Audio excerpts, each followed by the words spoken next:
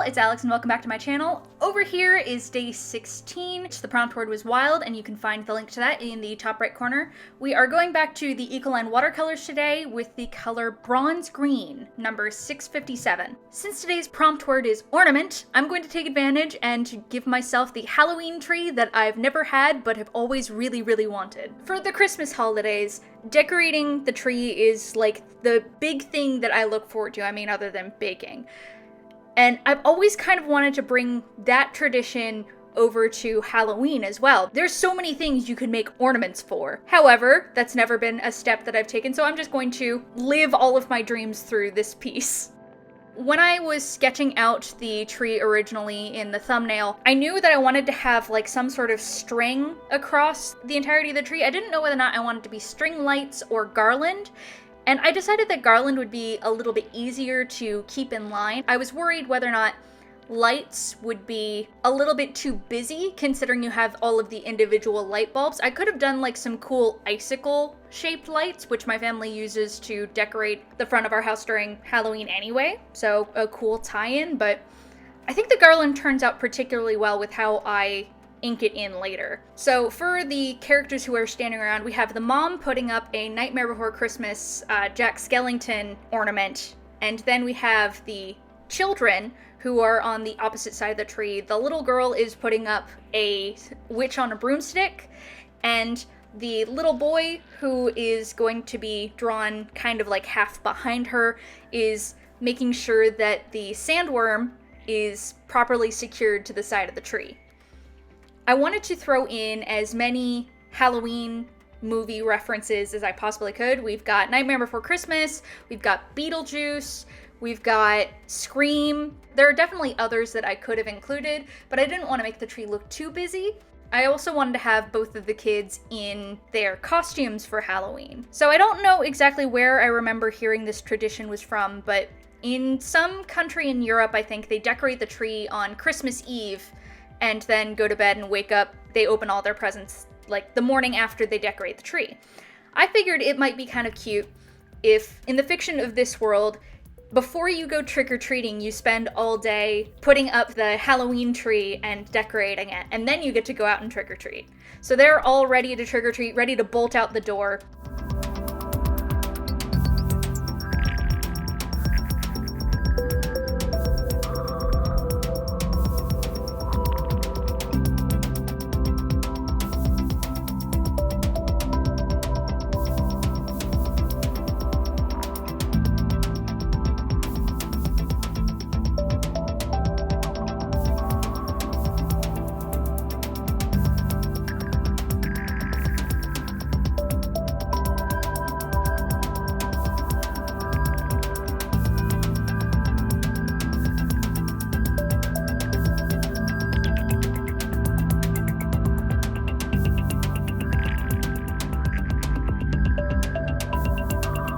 And I don't know if this is just a tradition in my family. During the Christmas season, we always listen to all of our Christmas music while decorating the tree.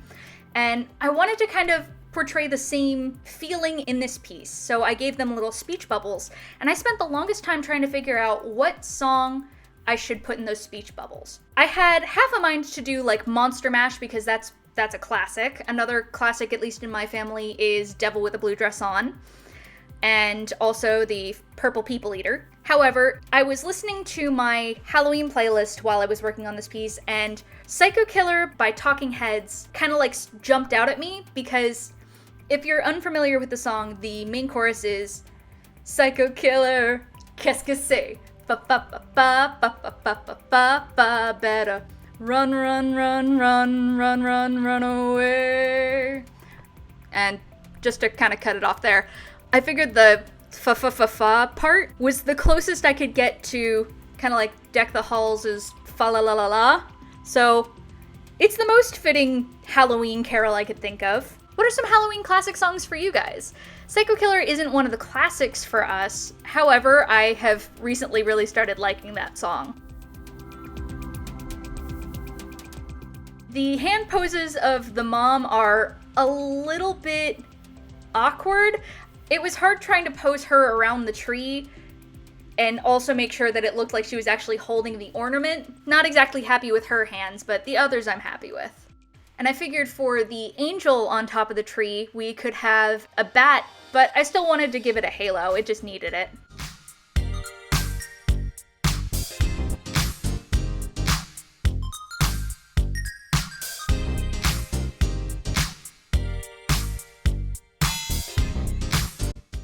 For the garland, I decided to take my number 2 Sakura Pigma graphic pen. They're a lot bigger nib, they're like a chisel nib. And to get the randomness that I wanted, I held the pen around the middle and kind of like twisted it in between my thumb and forefinger to make sure that every time I set the pen down, it would be at somewhat different of an angle. And I think that made the texture of the garland work. I'm very new to Beetlejuice in particular. I only got into Beetlejuice because of Beetlejuice the musical. But I think the sandworm is actually my favorite part of this tree. The winking skull down at the bottom, or the witch that's the tiny witch at the end of the sandworm that's a reference to day 5 in my prompt series, are kind of like tied for my favorite, but the sandworm reminds me of an ornament that we have in my family that's just a big train that wraps around the tree, so I wanted to kind of include that. Now that I'm watching back all of what I did, I kind of wish I would have included more references to things. I feel like there's some that are missing. I probably could have included, like, the 2 girls from The Shining. I could have included them somehow because that's probably my favorite Halloween movie of all time. Definitely could have included more skulls. Definitely could have included like a coffin or a vampire. What would you put on a Halloween tree if you had one?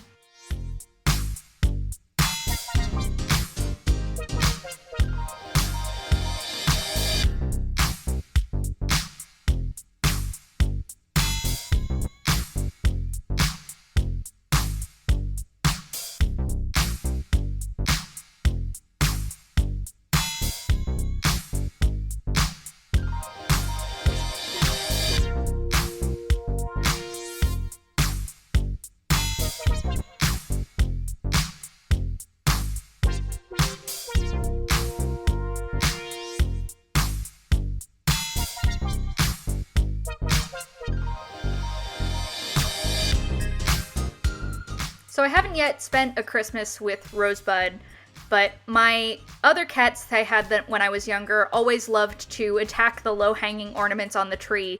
This piece felt a little empty without having at least one cat trying to attack the tree.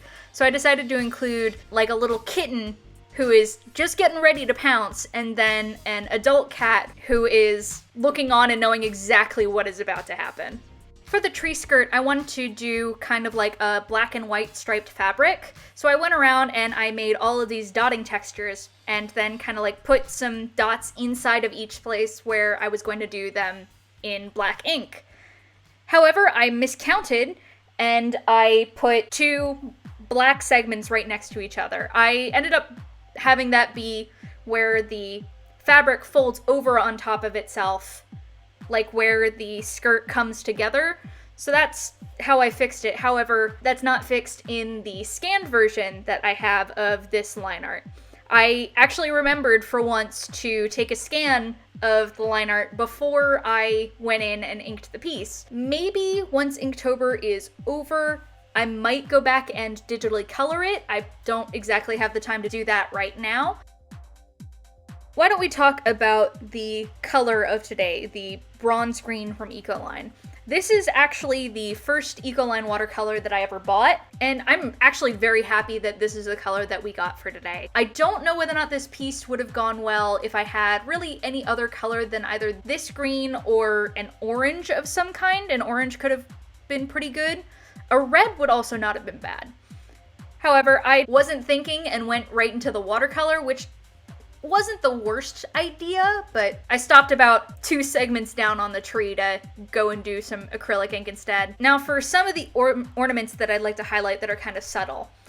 The ornament that is right next to the mother's hands that isn't the Jack Skellington ornament, there's a little ornament that's like mostly gray splotches, and that's supposed to be the moon. It's supposed to have a little witch in the craters of the moon.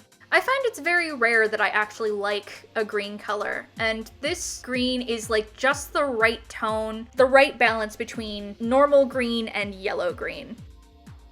And I know I just did this the other day on day 12 Dragon, but I really liked the makeup smudges I put around the girl's eyes in that piece, so I kind of borrowed that and made it a part of this boy's costume. I want the boy's name to be Hayden. The girl's name, I'm thinking Lilith, just because I like the name Lilith. And then for the mom, let's go with Marie. So we have Marie, Hayden, and Lilith. When I was doing Lilith's hat, I couldn't exactly decide which color I wanted it to be. I was tempted to make it a light color, but given the fact that her pinafore dress was dark colored, I didn't feel right leaving it light, so I just went in with...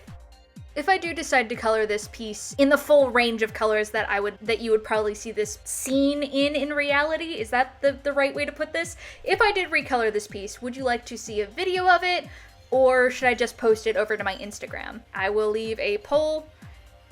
Am I doing too many of these? Am I just kind of like abusing the poll system? It's just very nice to get feedback from you guys, honestly. When I colored in the boy's pants, I realized that I really liked that color, and in my head, Marie's shirt was probably some sort of red color. However, once I saw that olive tone, I knew that I wanted to spruce up her outfit a little bit, so I decided to take the olive tone and give that to her sweater as well. For the kitten that's about to pounce on the tree, I gave some subtle hints to Rosebud, who I fully expect to try to attack the tree, given the fact that she viciously attacks my hands whenever we're playing. And then the other cat is kind of a nod to one of my old cats, Shadow, who never really attacked the tree at all. I think she knew better. I think for once the folds in the fabric of the tree skirt actually turned out really good. I probably should have put a little bit more shading given the fact that the tree is casting shadows down onto it, but I was working really quick to get this one done because I actually filmed this morning. So this one has been an all-day affair for me.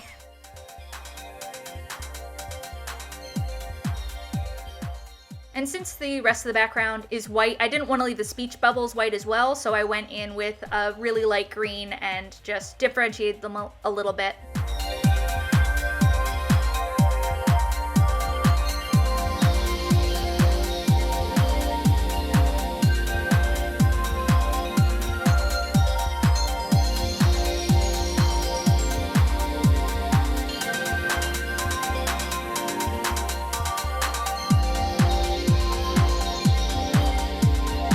I hope you guys have enjoyed this piece. Out of all of these ornaments, which one is your favorite? I still have to say that the sandworm is my favorite, and that little witch at the end of its tail is probably a close second. If you feel so inclined, hit that subscribe button and check me out on my other social media handles. Thanks, and I'll see y'all tomorrow.